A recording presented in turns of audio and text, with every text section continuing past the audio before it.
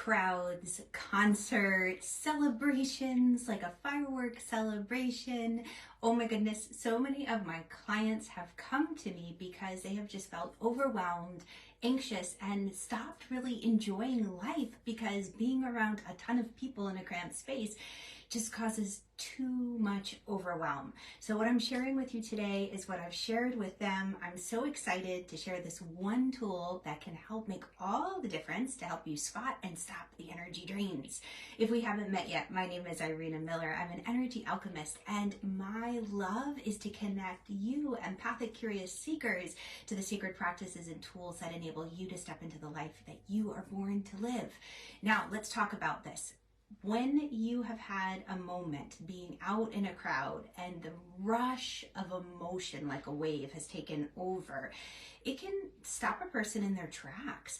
And what I encourage my clients to do is before they go out, yes, always ground, but use this one particular tool. I'm going to share it with you now. What is it? Drum roll, please. Well, it's a pendulum. Now, why do I have them using a pendulum? I have them use this to check their energy centers, the 7 main chakras. The reason being is that if you check your energy centers and you realize, wow, my solar plexus is totally shut down. If you don't have that nice, beautiful clockwise spin, you might realize, something's going on there. And if you have that one person that you're looking forward to getting together with, but afterwards, you always feel less than, you fall into the comparison trap. You question your talents, your gifts. You wonder, do I really have what it takes? Do I fall into that imposter syndrome?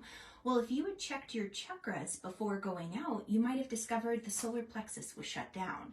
And that's a clue that something is off with that particular energy center. And when you go out and interact with the world with a shut down 3rd chakra, it's not going to come across very confident and powerful, like you know what you're talking about. So using the pendulum, this particular tool, helps you spot the block or the drain.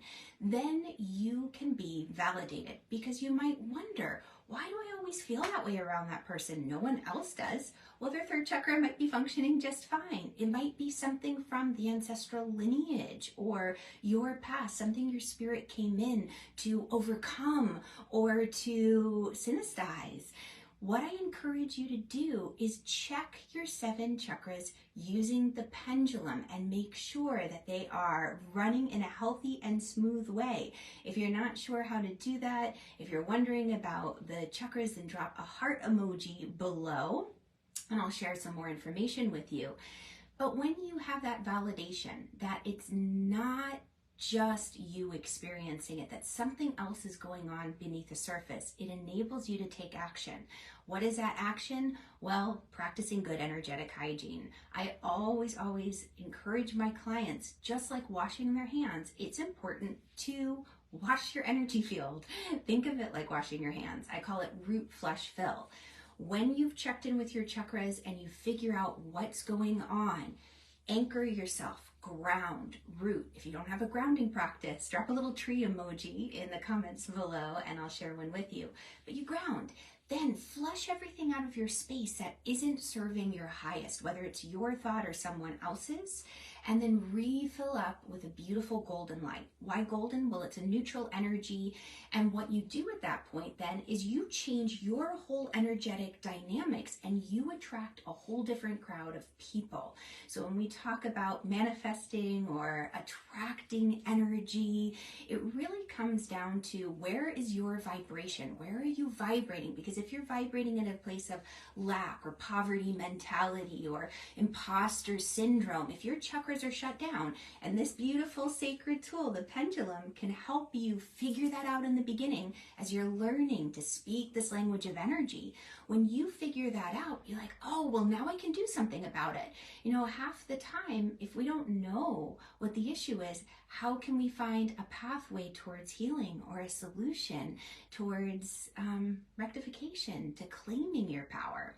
And this is what I love to do. So just as a quick recap, the sacred tool that can help you stop those energy drains and spot them quickly, the pendulum. Check in with those 7 chakras that run through the main line of the body. See what they're doing. Are they spinning in a nice clockwise direction? Are they shut down? If they're shut down or it's a counterclockwise, you know you've got a drain, you've got a block.